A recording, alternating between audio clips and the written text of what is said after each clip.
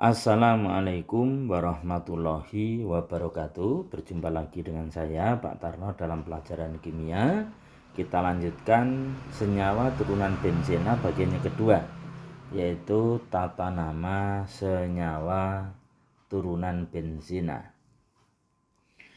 Pada pertemuan sebelumnya kita sudah banyak membahas terkait dengan tata nama benzena yang hanya mengalami satu kali substitusi. Artinya hanya satu atom H yang diganti. Lah, apabila benzena mengalami disubstitusi atau lebih, dua kali substitusi atau lebih, maka substitusi itu akan menjadi cabang maupun menjadi rantai utama. Akan menjadi cabang dan rantai utama. Lah, siapakah yang harus menjadi rantai utama? Yang menjadi rantai utama adalah sesuai dengan skala prioritas gugus fungsi. Di sini diurutkan yang paling kuat adalah COOH atau asam benzoat, SO3H atau asam benzena sulfonat, CHO benzaldehid, kemudian CN cyanobenzen, OH fenol, NH2 anilin, R alkil benzena, NO2 nitrobenzena, dan X atau halogen menjadi halobenzena. Jadi senyawa atau gugus fungsi ini yang urutan pertama atau yang urutannya lebih awal diprioritaskan sebagai nama rantai utama. Diprioritaskan sebagai nama rantai utama. Sedangkan urutan berikutnya digunakan sebagai nama cabang. Oke. Kemudian di dalam disubstitusi itu akan ada nama lain, yaitu dengan nama orto jika antara substitusi pertama dengan yang kedua itu berurutan. Misalnya kita beri angka nomor 1 dan nomor 2. Meta jika substitusinya itu selang 1. Berarti kalau diurutkan adalah nomor 1, nomor 2, nomor 3. Berarti 1, 3. Dan para atau P yaitu substitusi pada nomor 1 dan nomor 4. Oke. Pada substitusi nomor 1 dan nomor 4. Jadi orto sejajar, meta selang 1, para itu berlawanan atau selang 2. Oke, tata nama senyawa turunan benzena disubstitusi atau lebih. Yang pertama, pilih gugus rantai utama. Tadi sudah terangkan, sesuai dengan prioritas. Yang kedua, identifikasi cabang. Berarti kalau yang pertama adalah rantai utama, substitusi yang kedua adalah sebagai cabang. Yang ketiga, beri nomor pada atom C, cincin benzena, dengan rantai utama sebagai nomor 1. Kemudian berilah nama. Namanya sama persis dengan penamaan dalam senyawa karbon. Hanya di sini perlu diperhatikan bahwa untuk benzena disubstitusi, nomor cabang 2 diganti dengan orto, 3 diganti dengan meta, dan 4 diganti dengan para. Seperti tadi sudah saya sampaikan. Oke, orto, meta, dan para. Lanjut. Nah, sebagai contoh soal, tentukan nama senyawa turunan benzena berikut ini. Oke, di sini ada NH2 dan juga ada Br. Nah, sesuai urutan, maka NH2 itu lebih dulu daripada Br. Sehingga NH2 kita jadikan sebagai rantai utama. Nah, kalau rantai utama NH2, maka NH2 yang saya beri lingkaran merah adalah C nomor 1. Terus ke kanan nomor 2 sehingga Br berada di nomor 3. Dengan demikian maka namanya adalah 3-bromoanilin. Karena kalau benzena mengikat NH2 maka namanya anilin. Atau kalau pakai orto meta para maka ini adalah meta-bromoanilin. Yang kedua, kalau kita lihat di sini ada NH2, kemudian ada lagi OH sebagai substitusi yang kedua. Maka rantai utamanya adalah fenol. Karena OH lebih dulu daripada NH2. Sehingga dalam hal ini OH kita beri nomor 1, nomor 2, nomor 3, dan NH2 sebagai nomor 4. NH2 sebagai cabang diberi nama amino. NH2 sebagai cabang diberi nama amino. Sehingga kita beri nama 4 aminofenol. 4 aminofenol. Nah, karena posisinya berseberangan atau pada atom C nomor 4, maka disebut para aminofenol. Para aminofenol. Oke, lanjut contoh kedua. Tentukan nama senyawa turunan benzina berikut ini. Coba diperhatikan. Nah, di sini kalau kita lihat, yang saling kari merah ini adalah sebagai rantai utama, yaitu COOH, berarti karboksilat. Kemudian karena ini sebagai karboksilat itu berarti prioritasnya lebih kuat atau lebih dulu daripada OH, maka karboksilat ini adalah sebagai rantai utama. Nah, kalau ada rantai utama karboksilat namanya asam benzoat.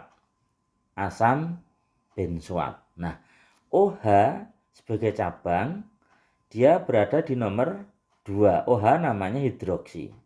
Sehingga kita beri nama asam 2-hidroksi benzoat. Nah, asam 2-hidroksi benzoat ini bisa diberikan nama dengan asam ortohidroksi benzoat karena nomor 2 itu adalah orto. Saya ulangi, asam ortohidroksi benzoat atau nama pasarnya adalah asam salisilat. Kemudian untuk yang kedua kita lihat hampir sama di sini COOCH3. COOCH3 ini berarti adalah ester RCOOR, di mana H dari asam karboksilat digantikan dengan gugus metil. OH tetap berada pada nomor 2. Sehingga namanya adalah apa nih? Metil 2-hidroksi benzoat. Metil 2-hidroksi benzoat. Lah, 2 itu diberi nama orto sehingga metil ortohidroksi benzoat atau nama pasarnya adalah metil salisilat. Oke. Kemudian contoh soal yang ketiga. Di sini ada CH3CH3 berjajar. Ada CH3 selang 1, berarti nomor 3. Ada CH3 saling menjauhi atau nomor 4. Maka yang pertama ini kan metil-metil, dinamakan ortodimetil benzina atau ortosilena. Kalau 1 dan 2 itu namanya orto. Kalau 1 dan 3 namanya meta, sehingga yang kedua namanya meta dimetil benzina atau metasilena. Yang ketiga itu saling meniadakan atau nomor 4, 1 dan nomor 4. Karena 1 dan 4 maka disebut para dimetil benzina atau para silena. Contoh soal nomor 4. Oke. Di sini substitusinya tidak hanya 2, tidak disubstitusi tapi banyak kali substitusi sampai 5, 4 maaf, ada 4. Nah, di sini ada CH3 metil, CH3 metil, NH2 amino. Kemudian ada OH hidroksi. Kalau kita lihat tabel prioritas, maka hidroksi adalah yang paling kuat, sehingga OH ini adalah sebagai rantai utama. Lah, benzina dengan substitusi utama OH disebut sebagai fenol. Benzena dengan rantai utama substitusinya OH adalah disebut fenol. Nah, otomatis OH ini adalah diberi nomor 1. Kemudian kita putar ke kanan, berarti nomor 2 CH3, nomor 3, nomor 4 CH3, nomor 5 NH2 amino, nomor 6 kosong. Sehingga dalam hal ini penamaannya tinggal diurutkan. Amino itu lebih dulu daripada metil abjadnya. Sehingga kita beri nama 5 amino 2,4 dimetil fenol sebagai rantai utama. Yang kedua, di sini ada 3 substitusi. Ada CH3, CH3 nomor 1, CH3, CH3 dan ada Br atau bromo. Bromo berarti halo. Maka kalau kita lihat skala prioritas, maka CH3 itu lebih duluan daripada Br, bromo atau halo. Sehingga yang CH3 ke atas saya berikan lingkaran merah, kita gunakan sebagai rantai utama. Otomatis metil nomor 2 adalah sebagai cabang. Kemudian bromo nomor 4 juga sebagai cabang. Nah, cabangnya bromo dan metil. Secara abjad duluan bromo. Sehingga kita beri nama 4 bromo 2 metil toluena. Metil benzena itu namanya adalah toluena. Oke, yang berikutnya. Gambarkan struktur dari senyawa berikut. Metaklorobenzen. Nah, metakloronitrobenzen. Metakloronitrobenzen. Nah, nitrobenzen itu berarti benzena dengan rantai utama NO2. Kemudian sehingga kita tuliskan benzena NO2 kita taruh di atas sebagai rantai utama. Kloro berarti sebagai cabang. Karena dituliskan meta, maka adalah kloro harus di nomor 3 atau selang 1. Sehingga 1, 2, 3. Kemudian 4 kloro 3,5 dimetil fenol. Nah, kita lihat. Fenol itu berarti benzena dengan gugus OH, mengikat gugus OH. Nah, di sini ada kloro, ada metil. Metil dengan kloro adalah duluan kloro, duluan K.